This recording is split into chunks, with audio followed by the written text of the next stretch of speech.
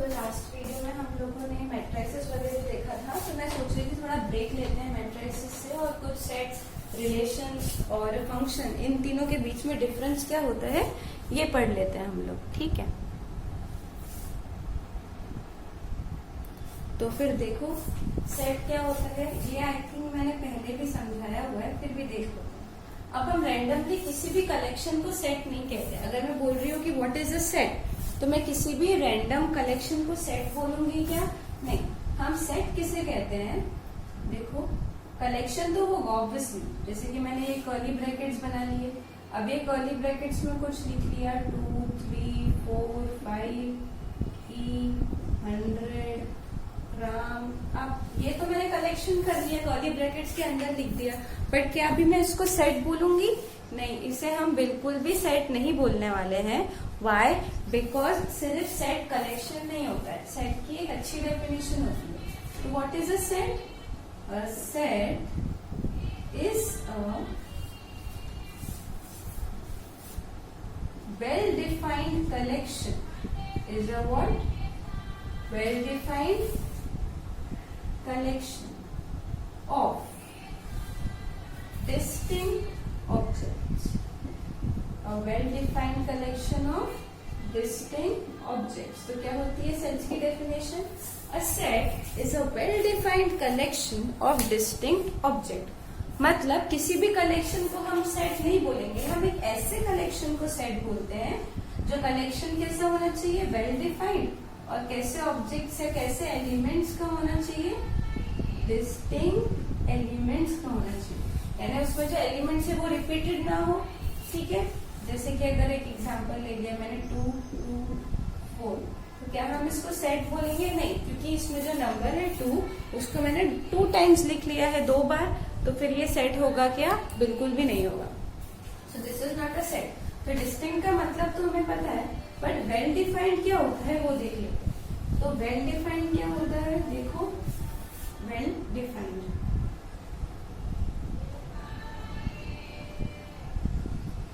Well defined का मतलब क्या होता है? कोई पर्टिकुलर डेफिनेशन, यानी सेट में कोई एलिमेंट जाने के लिए कोई पर्टिकुलर डेफिनेशन हो या कोई पर्टिकुलर रूल हो जो वो सेटिस्फाई करे।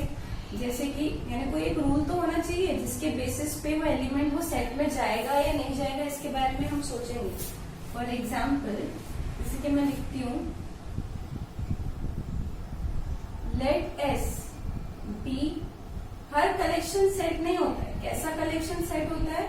एक तो वो कलेक्शन वेल डिफाइंड होना चाहिए और नंबर 2 डिस्टिंक्ट एलिमेंट्स का होना चाहिए। ये 2 बातें हमको चेक करनी है। अब डिस्टिंक्ट तो चेक करते आता है, राइट? वेल डिफाइंड का मतलब, अब वेल डिफाइंड जैसे कि मैंने बताया, वेल डिफाइंड मतलब कोई रूल होना चाहिए या तो और अच्छी डेफिनेशन, यानी बेसिकली वेल डिफाइंड क्या होता है? कोई कंफ्यूजन नहीं होना चाहिए। There should be no confusion regarding inclusion or exclusion of any element. There should be no confusion regarding inclusion or exclusion of any element in a set. यानी कोई भी एलिमेंट वो सेट में जाएगा या नहीं जाएगा, इसको लेते हुए हमारे पास कोई कंफ्यूजन नहीं होना चाहिए। आप देखो एक कलेक्शन देखते हैं और देखते हैं कि वो सेट है क्या। So let S be a collection of students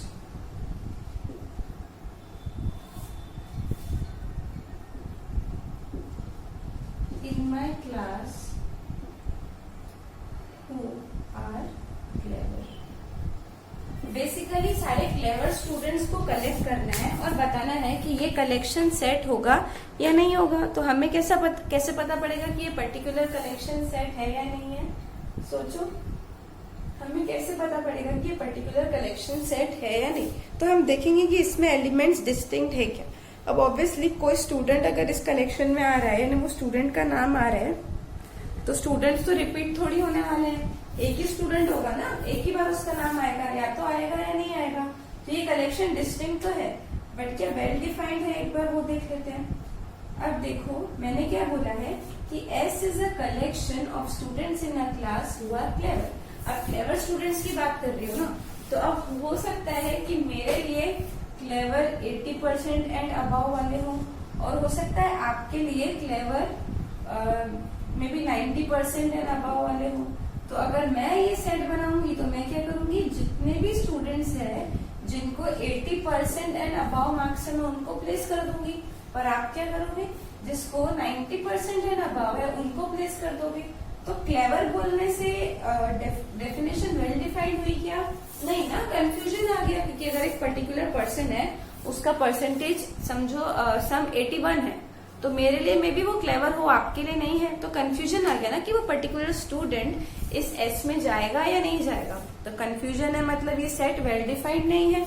well defined नहीं है मतलब, सॉरी, ये कलेक्शन वेल डिफाइंड नहीं है, मतलब एस सेट होगा क्या? नहीं, इस एस को हम सेट, इस कलेक्शन को हम सेट नहीं बोलेंगे। पर अगर सपोज मैंने लिख दिया who have scored 85% and above, तो अब कंफ्यूजन आएगा कि किसी पर्सन को इस कैटेगरी में डालना है या नहीं। यानी जब मैं ये सेट बनाऊंगी तो मैं क्या करूंगी, स्टूडेंट्स का नाम लूंगी, फिर वो नाम में देखूंगी कि कितने परसेंटेज है। अगर 85 या 85 के अबाव परसेंटेज है तो वो नाम इसमें आ जाएगा। अगर 85 एंड 85 के अबाव नहीं है तो वो नाम इसमें आएगा क्या? नहीं आएगा। तो आप कंफ्यूजन नहीं रहा ना, नाम तो देखो, उनका परसेंटेज देखो, परसेंटेज अगर है उतना 85 एंड अबाव तो इस एस में जाएगा, अगर नहीं है तो नहीं जाएगा। तो फिर एक तो ऑब्वियसली कोई भी एक पर्सन दो बार तो नहीं पुट करेंगे उसमें हम लोग, तो डिस्टिंक्ट तो होंगे ही होंगे। और सेकेंडली ये कलेक्शन एक वेल डिफाइंड कलेक्शन भी होगा, तो ये क्या हो जाता है, हमारा सेट हो जाता है। तो क्लियर है सेट क्या होता है? Set is a well defined collection of distinct objects. अब कार्टेशियन प्रोडक्ट देखते हैं हम लोग, क्या देख रहे हैं हम लोग, कार्टेशियन प्रोडक्ट।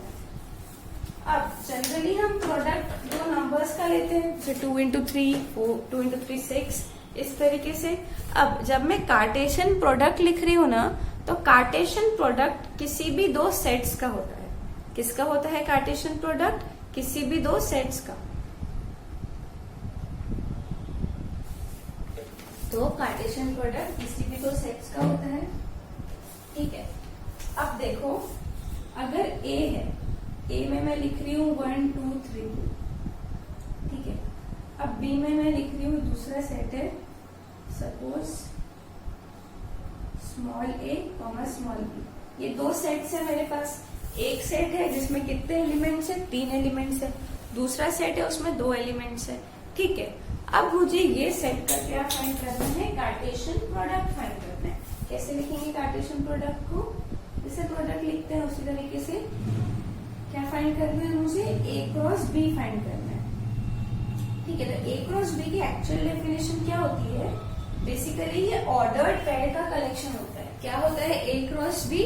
ऑर्डर्ड पेयर्स का कलेक्शन। अब पेयर्स मतलब 2 होने चाहिए, ऑर्डर्ड मतलब अगर मैं 2,3 बोल रही हूँ और मैं 3,2 बोल रही हूँ, तो ये दो अलग चीजें हैं। जहां पे भी ऑर्डर्ड वर्ड आता है ना, उसका मतलब वहां पे ऑर्डर इंपॉर्टेंट है। जैसे कि अगर एक पैर में ये लिख रही हूँ 1 2 और दूसरा पैर में लिख रही हूँ 2 1, पर मैं क्या बोल रही हूँ? ऑर्डर्ड होना चाहिए। तो ये और ये दोनों अलग है, ठीक है। इन केस ऑफ पेयर्स, पर सेट में चलता है। देखो सेट क्या है? कलेक्शन है ना। अब मैं 1 2 3 इस टाइप से लिखूं या 2 1 3 इस टाइप से लिखूं, इसमें भी 3 एलिमेंट्स है, राइट। जैसे कि इसके पहले मैंने एक एग्जांपल लिया था कि एस जो है ना, मेरा एक सेट है। ऐसा सेट है जिसमें कितने कैसे स्टूडेंट्स है? ऐसे स्टूडेंट्स जिसको 85 एंड अबव परसेंटेज है। तो ऑब्वियसली ना, जरूरी है क्या, अगर मैं और आप हम दोनों वो सेट बना रहे हैं, तो हो सकता है कि अगर उसमें 3 स्टूडेंट्स हैं, राम श्याम और प्रिया, तो हो सकता है तुम पहले राम लिखो फिर श्याम फिर प्रिया। हो सकता है मैं प्रिया श्याम राम, इससे कुछ चेंजेस होंगे क्या? नहीं, क्योंकि सेट क्या है? एक कलेक्शन है। ऑर्डर्ड कलेक्शन नहीं बोला है मैंने, यानी 1 2 3 और 2 1 3 ये एक ही होगा, क्योंकि इसके सारे के सारे एलिमेंट्स इसमें है। तो ये दोनों सेट्स एक ही होंगे। बट ए क्रॉस बी क्या होता है?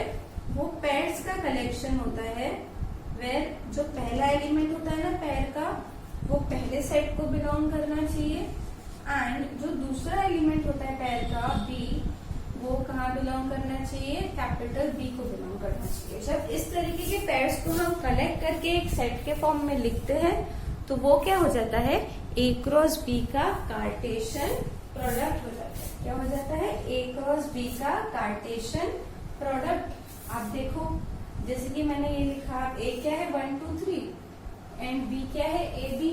अब अगर इसका मुझे कार्टेशियन प्रोडक्ट बनाना है तो मैं कैसे करूंगी, देखो पहला जो एलिमेंट होना चाहिए पेयर का वो फर्स्ट वाले सेट को बिलोंग करना चाहिए। तो पहला एलिमेंट इसमें से मिलेगा मुझे, तो कैसे स्टार्ट करेंगे, 1 2 3 और ए बी है ना, तो क्या करो सबसे पहले 1 दो, ठीक है। तो यहाँ पे 1 आएगा, तो यहाँ पे क्या आएगा ए। ऐसे ही बोला ना मैंने, order pair a comma b होना चाहिए, where a should belong to capital a and b should belong to capital b. तो अब देखो 1 कॉमा ए हो गया, 1 comma a, second 1 comma b, 1 comma b, then अब थर्ड देखो 1 कॉमा ए हो गया, 1 कॉमा बी। अब 2 पे जाते हैं, 2 कॉमा ए, 2 कॉमा बी, फिर 3 comma a and then 3 comma B.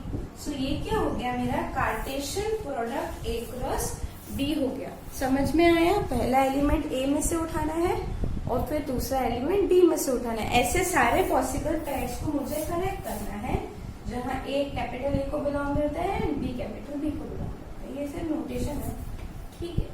तो ये क्या हो जाता है मेरा कार्टेशियन प्रोडक्ट। तो ए क्रॉस बी मिल गया, ठीक है। अब इसमें देखो कितने नंबर ऑफ एलिमेंट्स है, 1 2 3 4 5 6 एलिमेंट्स है। इसमें कितने हैं, 1 2 3।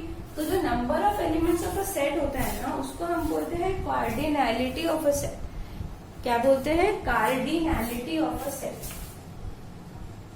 कार्डिनैलिटी ऑफ अ सेट, किसी भी सेट का कार्डिनैलिटी मतलब वो सेट में कितने एलिमेंट्स है वो होता है उसका कार्डिनैलिटी, ठीक है। जैसे कि ये एक सेट है ए, तो ये सेट में कितने एलिमेंट्स है, देखो 3, तो ये सेट का कार्डिनैलिटी क्या हो गया 3। अब ये वाला सेट देखो, ये सेट में कितने एलिमेंट्स है 2, तो ये सेट का कार्डिनैलिटी क्या हो गया 2। अब ए क्रॉस बी ऑर्डर्ड पेयर्स का सेट है ना, है तो ये सेट्स, देखो कर्ली ब्रैकेट में लिखा है दिस इज अ सेट। जरूरी नहीं है कि नंबर्स हो, पेयर्स भी तो हो सकते हैं ना। तो पहला एलिमेंट, दूसरा एलिमेंट, तीसरा एलिमेंट, चौथा, फिफ्थ एंड सिक्स्थ। तो ए क्रॉस बी ये भी एक सेट है, पर इसमें कितने एलिमेंट्स है 1 2, क्योंकि इसके एलिमेंट्स कैसे है, ऑर्डर्ड पेयर्स है। तो 1 2 3 ऐसे नहीं गिनेंगे हम लोग, ये एक एलिमेंट, ये दूसरा वाला पेयर दूसरा, तीसरा, चौथा, तो 1 2 3 4 5 6। तो ए क्रॉस बी का कार्डिनैलिटी क्या हो गया 6 हो गया, डन। अब देखो ए क्रॉस बी का कार्डिनैलिटी 6 है ना। अब देखो cardinality of A multiplied by cardinality of B कितना मिल रहा है, cardinality of A is what 3 multiplied by cardinality of B is what 2, 3 into 2 भी क्या मिलता है 6। तो यहाँ से क्या पता पड़ा मुझे, ये तो एक एग्जांपल लिया, but this thing is always true that, क्या बता रही हूँ मैं, cardinality of A cross B is equals to cardinality of A cross B is equal to cardinality of A cross cardinality of B। तो cardinality of A cross B क्या होता है, cardinality of A cross B is equals to cardinality of A multiplied by cardinality of B। This is always true no matter your set is infinite or it is finite। दोनों के लिए भी ये same चीज valid है, चाहे set finite हो या इनफाइनाइट। अब तुम बोलोगे मैम आपने फाइनाइट सेट का तो बता दिया, पर इनफाइनाइट सेट के लिए भी तो ऐसे कार्टेशियन प्रोडक्ट्स का मल्टीप्लिकेशन का एग्जांपल होना चाहिए ना, तो वो भी देखते हैं।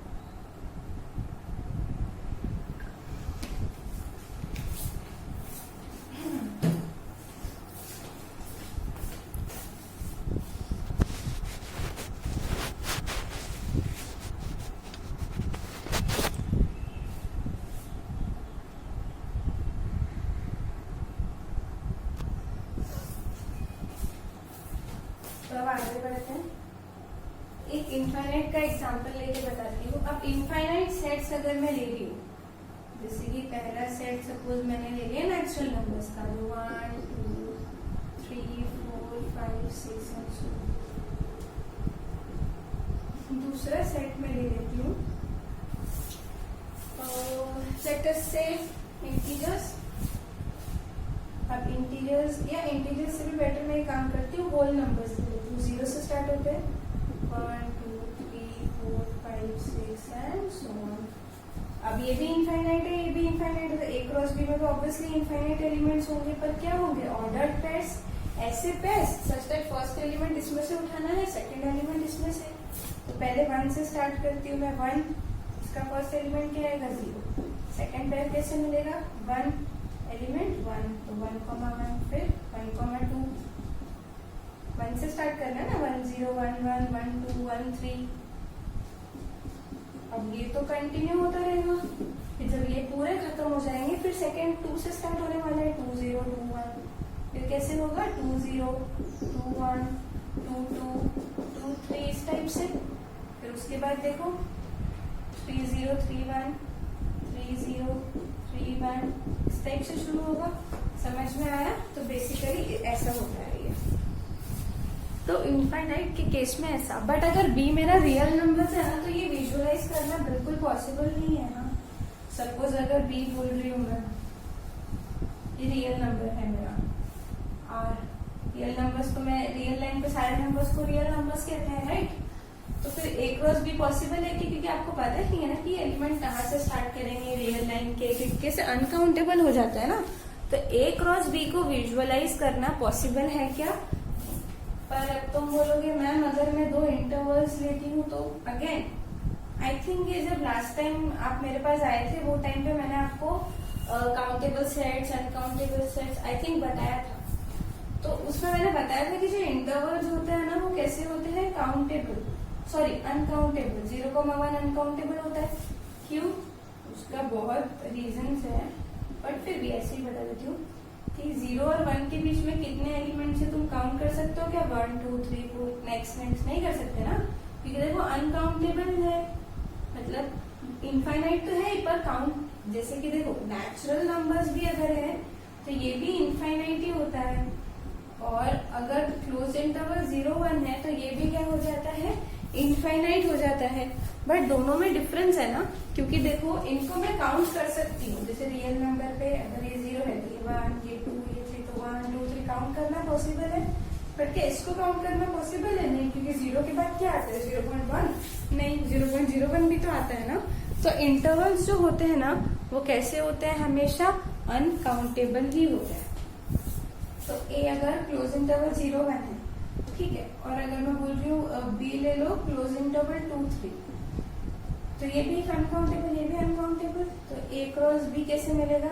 अब ये भी प्लॉट करना पॉसिबल है क्या? नहीं, प्लॉट करना पॉसिबल नहीं है, बट मैं तुमको ग्राफिकली बता सकती हूँ, ठीक है। तो इसका ग्राफिकल रिप्रेजेंटेशन आई थिंक देखो मैं ट्राई कर सकती हूँ, या फिर नेक्स्ट लेक्चर में लेती हूँ मैं, क्योंकि उसके पहले मेरे को फाइनाइट का कार्टेशियन प्रोडक्ट तुमको लेके बताना पड़ेगा। एक बार फाइनाइट का कार्टेशियन प्रोडक्ट लिया, उसके बाद इनफाइनाइट का कार्टेशियन प्रोडक्ट लेके बताना पड़ेगा मुझे। तो इसका जो ग्राफिकल रिप्रेजेंटेशन है ना वो मैं अगले लेक्चर में लेती। एक तो इसका ग्राफिकल रिप्रेजेंटेशन, और सेकेंड चीज जो मैं लेने वाली हूँ ना कि रिलेशन क्या होता है। अब तुमने वर्ड सुना होगा रिलेशन या फंक्शन, फंक्शंस की तो बहुत अलग डेफिनेशन भी होती है, but with the help of Cartesian product relation क्या होता है, फंक्शन क्या होता है, ये हम अगले लेक्चर में देखेंगे। और कार्टेशियन प्रोडक्ट का ग्राफिकल रिप्रेजेंटेशन क्या होता है ये भी हम नेक्स्ट लेक्चर में देखेंगे। तो ये लेक्चर में हमने क्या देखा, सेट क्या होता है, फाइनाइट और इनफाइनाइट सेट्स होते हैं, फिर इनफाइनाइट सेट्स में काउंटेबल और अनकाउंटेबल सेट्स भी होते हैं, एंड देन कार्टेशियन प्रोडक्ट किसी भी 2 सेट्स का कैसे निकालते हैं, एंड कार्टेशियन प्रोडक्ट ये बहुत इंपॉर्टेंट है, Cartesian product of A cross B is equals to cardinality of A cross B is equals to cardinality of A cross cardinality of B. जैसे कि अगर ए है, इसमें 3 एलिमेंट्स है, A has cardinality 3, B has cardinality 7, तो A cross B का cardinality क्या होगा, इनके कार्टेशियन प्रोडक्ट का 21। ठीक है, तो ये इम्पोर्टेंट बात है। अब पावर सेट क्या होता है ये बता देती हूँ, क्योंकि वो भी बहुत इम्पोर्टेंट है। तो पावर सेट देखो क्या होता है। अच्छा, सेट देख लिया ना, एक बार सबसेट देख लेते हैं कि सबसेट क्या होता है, उसके बाद ही बताती हूँ कि पावर सेट क्या होता है। तो व्हाट इज अ सबसेट? अब सबसेट बोला ना, तो सबसेट मीन्स व्हाट? बहुत इजी है, वो सेट का पार्ट होना चाहिए, ऐसे ही बोलते हैं ना, व्हाट इज अ सबसेट। जैसे कि एस अगर ये सेट है, 1 2 3 4 डाल दिया, ठीक है। अब बी एक सेट है जिसमें क्या है 1 2, तो क्या बी एस का सबसेट होगा? बिल्कुल होगा। क्यों? क्योंकि इसमें दो एलिमेंट्स है 1 और 2, और ये 1 और 2 दोनों एलिमेंट्स इसमें बिलोंग करते हैं, तो B is a subset of S. But अगर 1 2 और 10 है इसमें, तो क्या बी एस का सबसेट है? नहीं, क्योंकि 1 और 2 तो बिलोंग करते हैं, पर क्या 10 बिलोंग कर रहा है? इसमें नहीं। तो सबसेट क्या होता है, इसकी डेफिनेशन होती है proper, a set B is said to be a subset of a set capital S if, इस B को मैं S का सबसेट क्या कब बोलूंगी? If all elements of B are in S, यानी अगर B के सारे एलिमेंट्स S में मिलते हैं, तब मैं क्या बोलूंगी? B को S का सबसेट। तब मैं क्या बोलूंगी? B को S का सबसेट क्या है? If all elements of B lie in S, ठीक है। तो ये हो जाती है सबसेट की डेफिनेशन। अब सबसेट्स अगर देखना है ना, तो एक इम्पोर्टेंट पॉइंट होता है, देखो, every set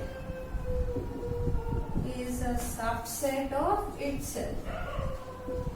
Every set is a subset of itself. Her set खुद का सबसेट होता ही है। ये डेफिनेशन क्या होती है सबसेट की? इफ एवरी एलिमेंट इन, देखो बी को मैं ए का सबसेट कैसे बोलूंगी? बी को ए का सबसेट कब बोलूंगी? अगर बी का हर एलिमेंट ए में हो। अगर B और O A दोनों खुद ही इक्वल सेट्स है, तो ऑब्वियसली B का हर एलिमेंट A में तो लाई करेगा ही ना। तो फिर हम ऑब्वियसली लिखेंगे दैट एवरी B अगर इक्वल टू A है, दैट मीन्स, जैसे कि देखो, अगर मैं यहाँ पे लिख रही हूँ 1 2 3, A ले लेती हूँ, B भी क्या ले रही हूँ 1 2 3, तो B का हर एलिमेंट A में है, तो B A का सबसेट हो गया ना। तो B और A तो सेम थे, मतलब every set is a subset of itself. Her set खुद का सबसेट होता ही है। तो ये इम्पोर्टेंट पॉइंट है। अब सेकंड इम्पोर्टेंट पॉइंट क्या है? पहला क्या है? Every set is a subset of itself. Empty set is a subset of every set. Empty set is a subset of every set. अगर तो कोई भी सेट लो ना, ये जो एम्प्टी सेट होता है ना, वो हर किसी का ही सबसेट होता है। कोई भी सेट ले लो तुम, हर किसी सेट के दो सबसेट्स तो पक्के हैं। कौन सा? एक तो वो सेट खुद, और दूसरा क्या बोल रही हूँ मैं? Every set is a subset of itself, यानी खुद होगा, और दूसरा empty set is a subset of every set. मतलब जिस सेट में कुछ भी नहीं है, एम्प्टी सेट, वो भी हर सेट का सबसेट होगा। तो किसी भी सेट के पास ये दोनों कंडीशंस तो ट्रू होगी, राइट। अब पावर सेट अगले लेक्चर में देखते हैं।